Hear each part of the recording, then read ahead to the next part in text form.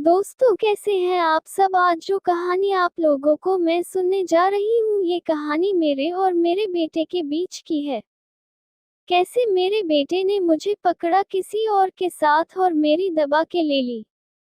बाद में मुझे भी अच्छा लगा। तो चलते हैं कहानी पे। दोस्तों, मेरा नाम प्रियंका है और मैं देहरादून की रहने वाली हूँ। यहाँ पे काफी ठंड पड़ती है, ये तो आप सबको पता ही होगा।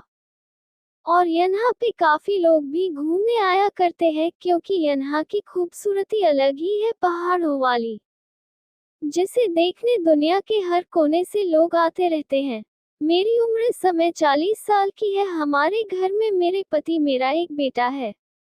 बेटे की उम्र 22 साल की है और वो देखने में काफी अच्छा है, लंबा है।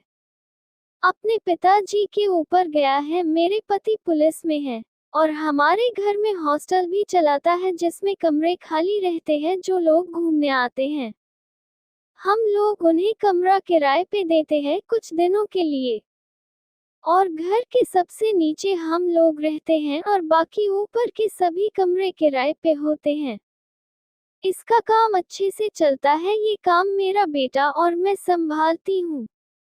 मेरे पति देव की नौकरी उत्तर प्रदेश में लगी हुई है, जिसकी वजह से वो काफी कम घर आ पाते हैं और मैं उनकी याद में पागल रहती हूँ। रात को उनकी याद काफी आती है।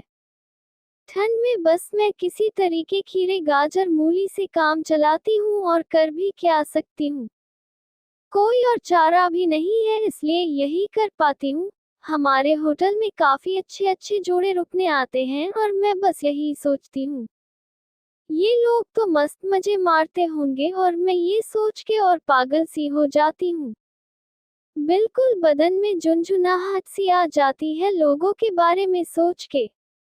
एक दिन की बात है, मैं घर पे थी, बेटा मार्केट गया हुआ था और तभी मेरे नौकर का फोन आया और उसने बोला, मैम बाहर ऑफिस में आ जाओ, कोई रूम के लिए आया हुआ है और भाया मार्केट सामान लेने गए हैं। तो मैं बाहर आई। मैंने उस वक्त घर के ही कपड़े पहने थे, काफी ढीले ढीले, और सुबह का समय था। क्योंकि मैं थोड़ा देर से तैयार होती हूँ, इस वजह से ऐसे ही उठ के चली गई। जैसे ही बाहर निकली तो वो लड़का मुझे अजीब तरीके से घूर रहा था। वो पूरा ऊपर से नीचे तक घूर रहा था। मैं समझ गई थी वो क्या देख रहा है। पर जब कोई मुझे ऐसे देखता था तो मुझे अच्छा लगता था, और वो भी नए उम्र के लोग देखते थे तो मजा ही आ जाता था। मैंने उस लड़के से पूछा, बताओ कितने दिन के लिए कमरा चाहिए, तो इसने बोला 10 दिन के लिए चाहिए। मैंने कहा, इतने दिन के लिए? उसने बोला, हाँ, मैं अच्छे से पूरा उत्तराखंड घुमाना चाहता हूँ और काफी अच्छे से घूमने आया हूँ। अकेले घूमना मुझे काफी पसंद है। तो मैंने कहा, अच्छा ठीक है, आपको मैं कमरा दिखा देती हूँ। मैं उसको लेके कमरा दिखाने गई। मैं आगे आगे चल रही थी। वो लड़का मेरे पीछे पीछे चल रहा था और मुझे पीछे से घूर रहा था। अब मैं समझ चुकी थी ये क्यों ऐसा कर रहा है और मेरा भी दिमाग घूम गया। और मैंने उससे कहा, ऐसे क्यों देख रहे हो मुझे? तो उसने बोला कि आप काफी अच्छी दिख रहे हो, अपने अपने आप को अच्छे से संवार के रखा है। मैं बोला, कन्हा, अरे मैंने तो अभी कुछ किया भी नहीं और मैं तो अभी नहा के भी नहीं आई। तो वो बोला, हाँ दिख रहा है आप, तभी मैं तारीफ कर रहा हूँ और यही सोच रहा हूँ, जब आप तैयार होके आओगे तब तो आप काफी और अच्छे लगोगे। उसका ऐसा बोलने पे मुझे अच्छा लगने लगा और मैं उससे और बातें करने लगी। मेरे मन में अब यही आया कि ये लड़का कितना खुल रहा है मेरे से, और आज तक इतना कोई खुला नहीं, तो मैं क्यों ना इसके साथ ही अपनी जिंदगी में खुशी भर लूं और मजे मार लूं, क्योंकि ये अभी काफी दिन रुकने वाला है। इसने पहले दिन ही मेरे से अच्छे से बना ली है और आगे आगे ये क्या करेगा मैं समझ गई थी। इसकी नजरें कहाँ कहाँ थी। तो फिर मैंने उसे कमरा दिखाया और मैंने उससे उसका नाम पूछा। उसने कहा, मेरा नाम वरुण है। मैंने कहा, अच्छा नाम है, आप आराम कर लो, मैं चलती हूँ।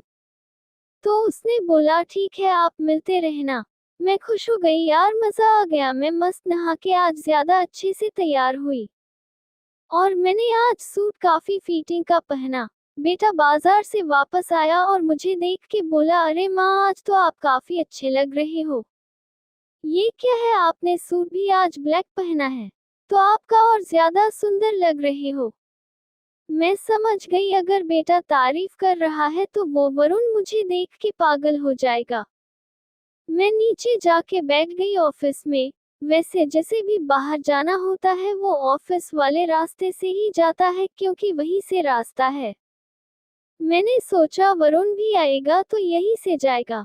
मैं उसका इंतजार करने लगी पर काफी समय हो गया, वो आया नहीं। मेरी बेचैनी बढ़ने लगी कि यार, मैं जिसके लिए तैयार थी वो आया ही नहीं।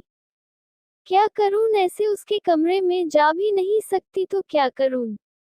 तभी मेरे दिमाग में एक आइडिया आया। मैंने उसे कमरे वाले फोन पे फोन किया, उसने उठाया और पूछा, बोलिए। तो मैंने कहा, अपा को नाश्ता कॉफ वगैरह तो नहीं चाहिए। तो उसने मेरी आवाज सुनी और बोला, ओह, आपने फोन किया, अपने किसी नौकर ने नहीं किया। तो मैंने बोला, वो सब अपने काम में आज ज्यादा बिजी है, इसलिए मैंने आपको फोन किया। तो उसने बोला, ठीक है, चाय भिजवा दीजिए आप 2 कप। मैंने कहा, 2 चाय किस लिए? तो उसने बोला, 1 चाय आपके लिए, मैं अकेले थोड़ी चाय पीऊंगा, आप भी आएगा, आपके साथ पीऊंगा, अच्छा लगेगा। वो बोला, आपके लिए और मेरे लिए, हम दोनों के लिए, मैं अकेले चाय नहीं पीऊंगा। मैं समझ गई ये लड़का काफी तेज है और मैंने उसके कमरे में चाय भिजवा दी और फिर चली गई। जैसे ही उसने मुझे देखा, देखते ही बोला, अरे आप तो आज कुछ ज्यादा ही अच्छी दिख रही है, आपकी उम्र तो आपको देख के कोई बोल ही नहीं सकता। वो थोड़ा मेरे पास आ गया, बिल्कुल करीब, मतलब इतना कोई नहीं आया होगा इससे पहले, और बोला, सच में आप काफी सुंदर हो। मेरे दिमाग में जो चल रहा था वो शायद उसके भी चल रहा था। वो और मेरे पास आया, बोला, आपकी आंखें बता रही है आप क्या चाहते हो। मैंने बोला, नहीं तो मैं कुछ नहीं चाहती।